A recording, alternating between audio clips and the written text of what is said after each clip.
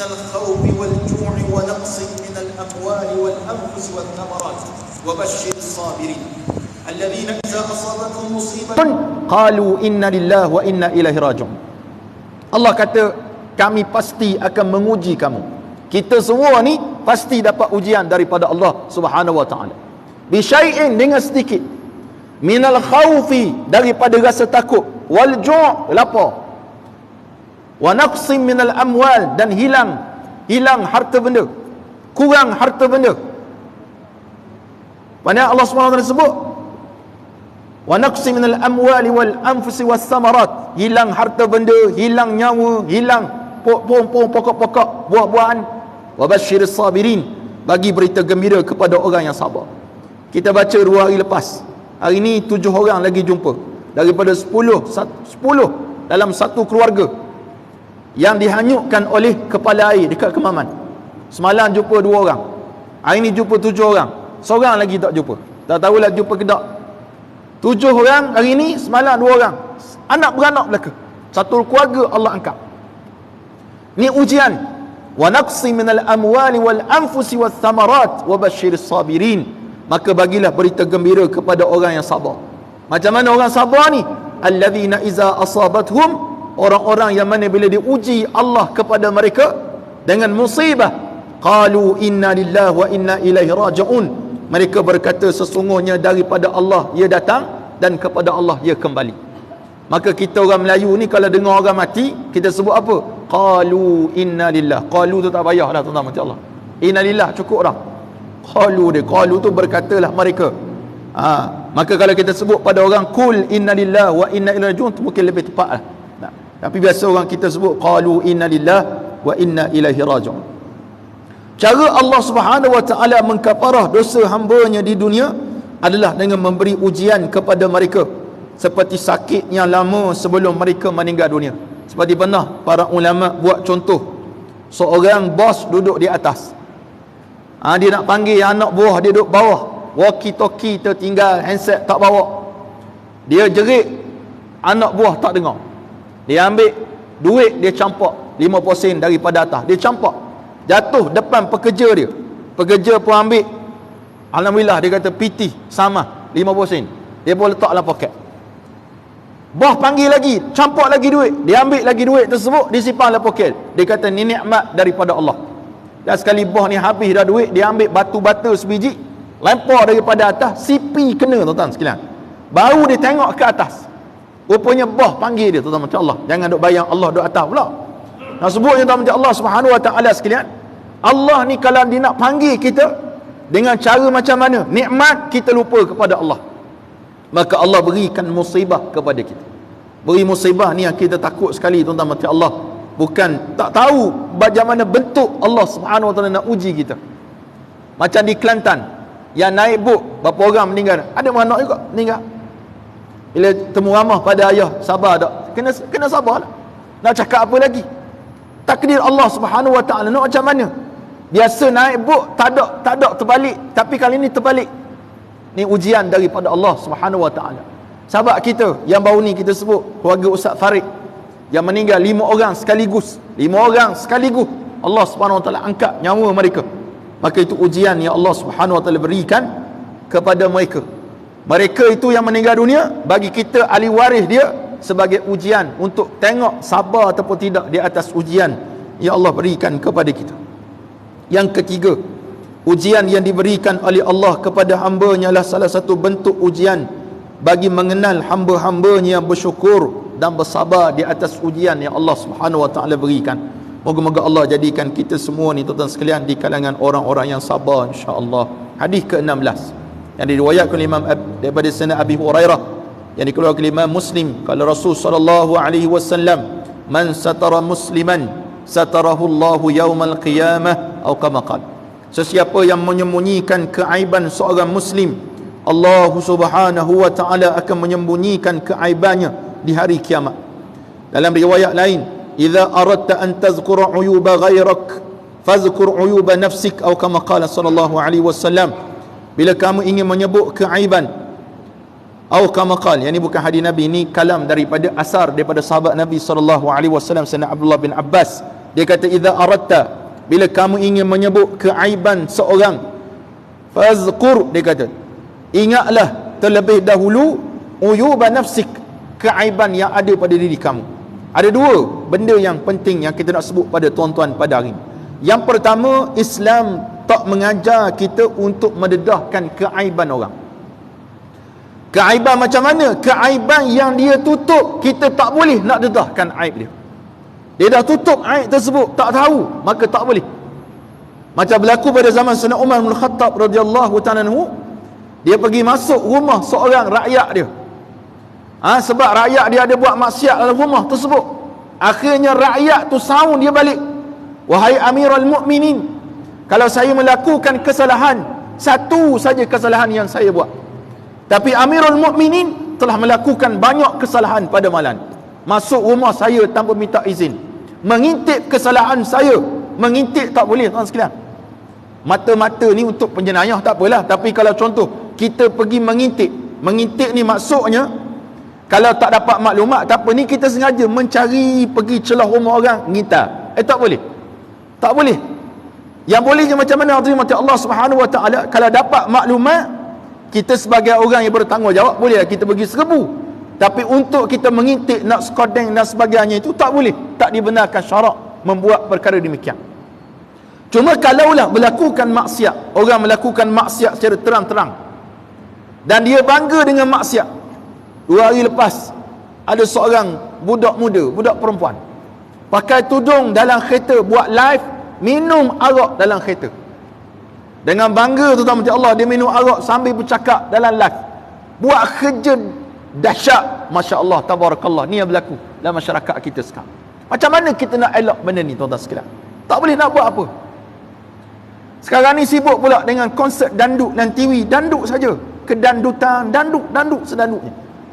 Bulan 9 tak silap saya tu, bulan 8 akan buat dandut Asia punya danduk kita buat dekat Malaysia. Tujuannya apa? Maka bila ditanya kepada penganjur, siapa nama saya tak ingat dah, lupa dah nama dia. Dia kata kita akan buat konsert dandut Asia ni mengikut garis panduan yang ditetapkan oleh JAKIM. Pening kita, macam lagu mana pula JAKIM tetapnya? Tak ada JAKIM tak tetap. Dia kata kita ikut JAKIM. Kita tak akan fokus kepada seksi, kita fokus pada persembahan. Saya pun pening, mana ada danduk nyanyi macam nasyid, tak ada, duk kerah gitu, pasti bergoyang, tuan-tuan sekalian. Yang mari tu pula bukanlah orang kita nak kata mereka jahat, tidak, tapi penganjuran seperti itu tak patut kita buat. Dan ada orang berbangga maksiat dia buat. Contoh di Melaka baru ni, Melaka apa, pesta Melaka ke, sehingga kerajaan negeri terpaksa panggil penganjur, kenapa buat benda ni?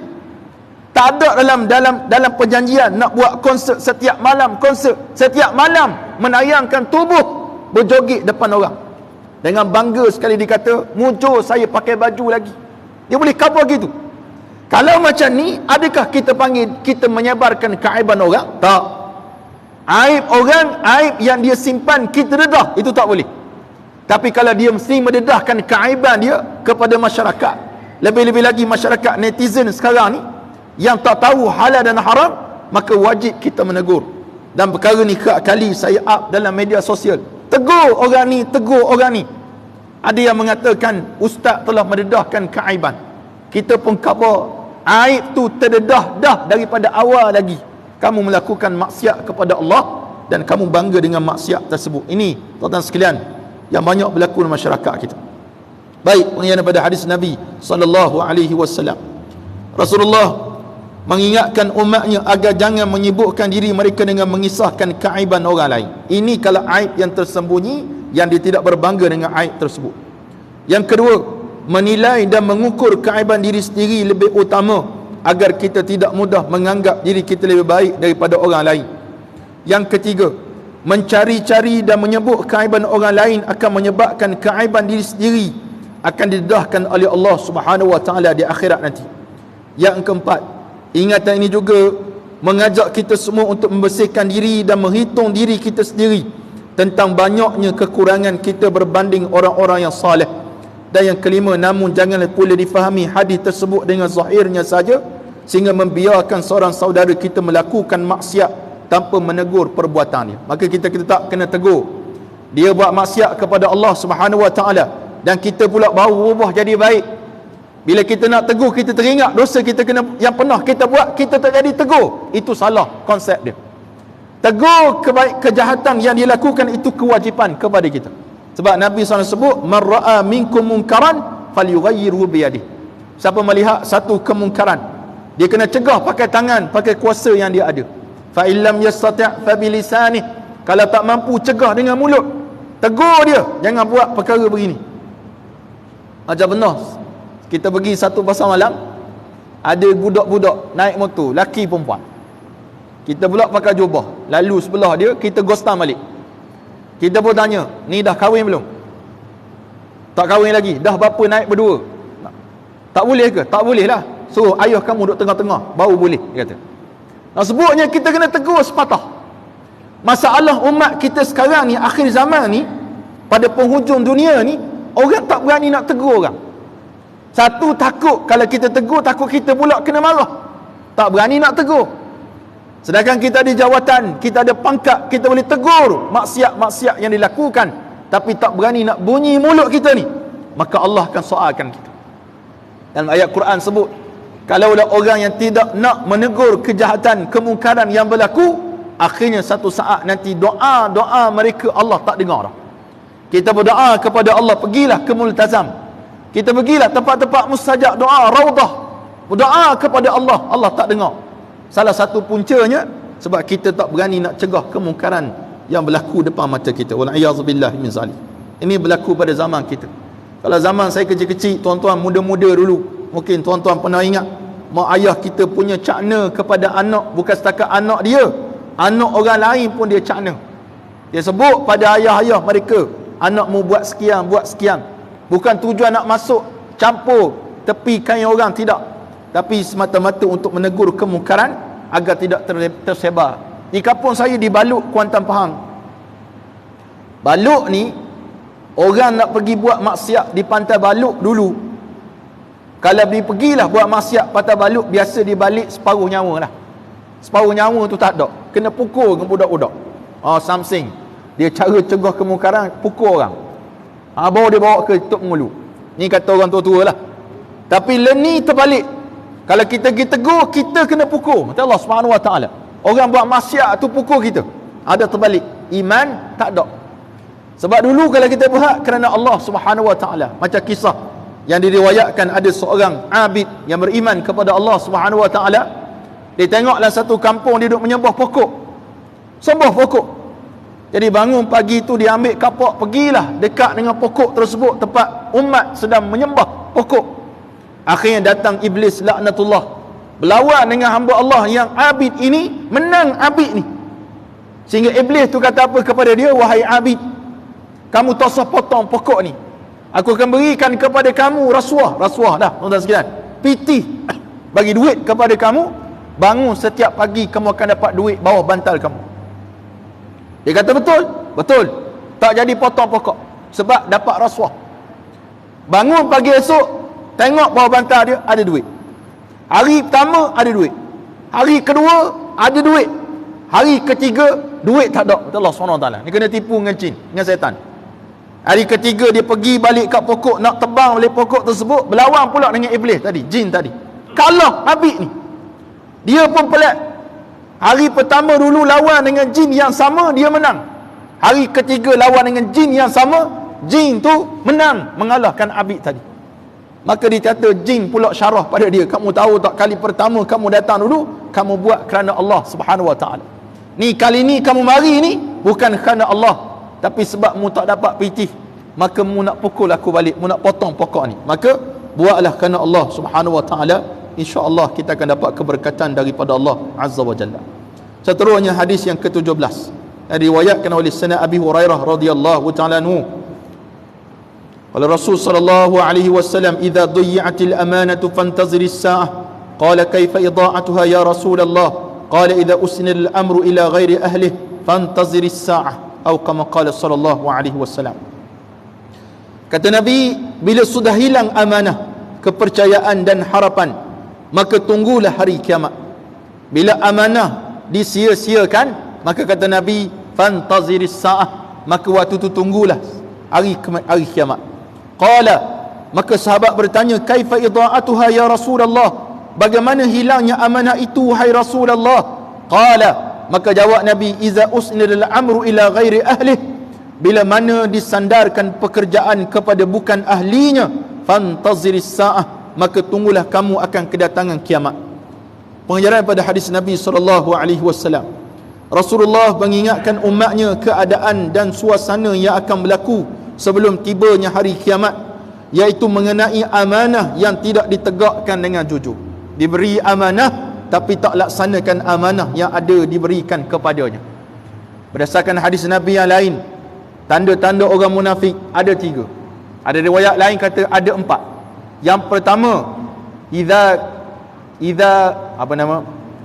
ayatul munafik salah, idza haddasa kadzaba, bila dia bercakap dia bohong. Wa idza wa'ada akhlafa, bila janji dia mungkir janji. Yang ketiga ni, wa idza tumina khana, bila diberi amanah dia khianat dengan amanah dia. Tak kira siapalah, profession mana, profession apa, kerja apa, tak jadi. Yang sekarang ni viral tentang isu di immigration, KLIA, tak tahulah mana satu betul. Dia kata KLIA tu pegawai nak ambil rasuah. Wallahu a'lam yang mana betul. Cuma nak sebut mana-mana profession ada. Cikgu ada. Ingat cikgu tak ada terima rasuah? Ada. Guru besar ada terima rasuah.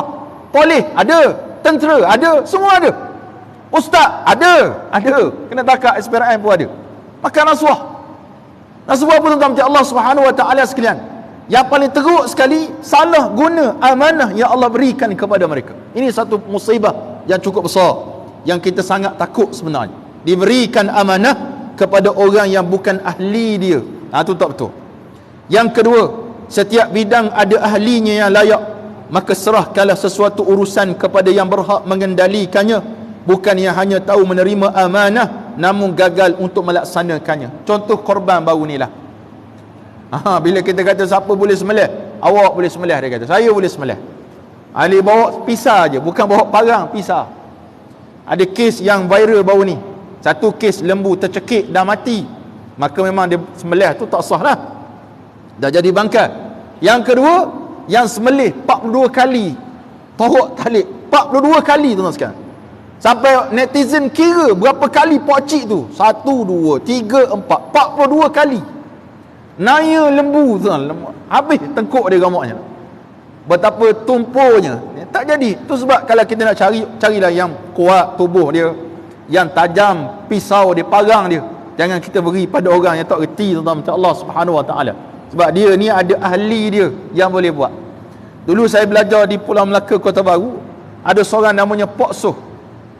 Pok Soh ni hebat tak hebat dia, lembu tu dia perebah seorang je.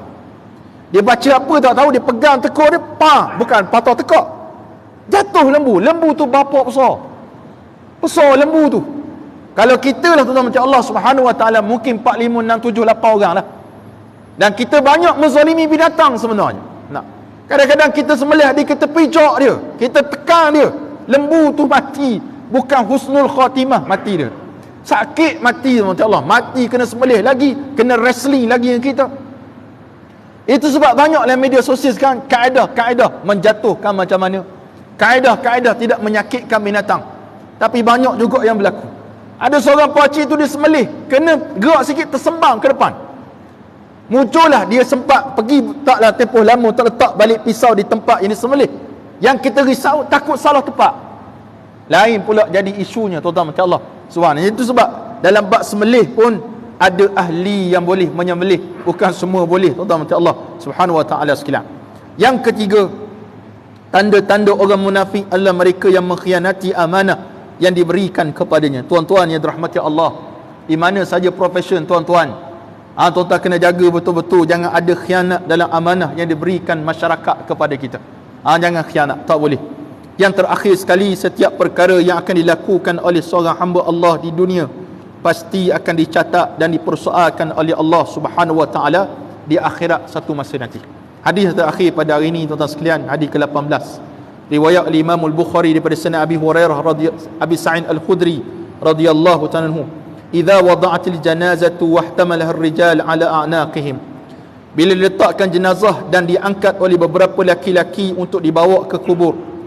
Fa in kanat salihah, kalaulah mayat itu orang yang baik, qalat, maka mayat tu akan berkata, qaddimuni, cepatkanlah, dahulukanlah, cepat dahulu, cepat sikit. Qaddimuni maknanya cepatkan sikit berjalan. Kalau bawa van tu dia kata, wahai tukang bawa van, cepat sikit tekan minyak tu biar cepat sampai dekat dengan kubur. Wa in kanat ghaira salihah, tapi jika sekiranya mayat itu orang yang tidak baik, ghaira salih, ya wailaha, dia akan berkata, ya wailaha, alakah celakanya aku. Aina tazhabun, mana kamu nak bawa aku ni? Yasma'u sautaha kullu syai'in illa al-insan, maka didengarkan tempikannya itu semua makhluk boleh dengar, illa al-insan, kecuali manusia. Walau sami'ahu la sa'iqa, kalaulah manusia boleh dengar tempikan orang yang jahat ini, la sa'iqa, pasti akan pingsan. Setakat ni kita tak pernah dengar lah, kecuali cerita tanah kubur Tok Adi tu. Tok Adi tu luar biasa, sebab cerita saja dia boleh dengar orang mati dan sebagainya. Cuma nak sebut hakikatnya begitulah berlaku. Yang tuan-tuan duduk semayang jenazah orang, duduk uruh jenazah orang tu, ini yang disebut oleh Nabi SAW. Kalau orang baik, qaddimuni. Tapi kalau orang yang tak baik, memang kaki tikar nombor, memang kaki tak semayang, semua kaki ada pada dia, tak taat kepada Allah Subhanahu Wa Taala, bangga dengan maksiat yang dilakukan, maka dia akan menyebut dan bertempik, ya wailaha, celakalah aku, kata dia, ke mana kamu nak bawa aku? Jadi kita nak yang mana tuan-tuan sekalian? Yang soleh, yang berkata kepada orang yang angkat dia, cepatkanlah sikit, sebab dia tahu betapa nikmat yang Allah SWT sediakan kepada mereka di dalam kubur itu. Pengajar pada hadis Nabi SAW, Rasulullah mengingatkan umatnya tentang keadaan seseorang setelah mereka menjadi jenazah. Nombor satu, kita semua ni bakal jenazah belaka tuan-tuan sekalian. Kena sedar yang itulah satu benda. Tak kira tua, tak kira muda, sihat tak sihat. Banyak orang yang kata dia sihat. Tengok macam kes tadi saya sebut 10 orang yang mati, semua sihat belaka, tapi dia mati dalam keadaan dia angkat oleh Allah Subhanahu Wa Taala cara banjir ataupun kepala air. Tuan-tuan boleh rujuk dalam kitab Bahrul Mazi, ada satu hadis Nabi menyatakan, bila kita lahir atau muka dunia, kita ada 99 jalan untuk mati. Allah sedia untuk kita 99. Kalau berjaya elok, yang terakhir tu kita takkan berjaya elok. Yang tak berjaya tu apa dia? Iaitu kata dia tua. Tua tak dapat kita nak elok. Saya semakin tua, tuan-tuan bukan semakin muda, sama semakin tua macam saya.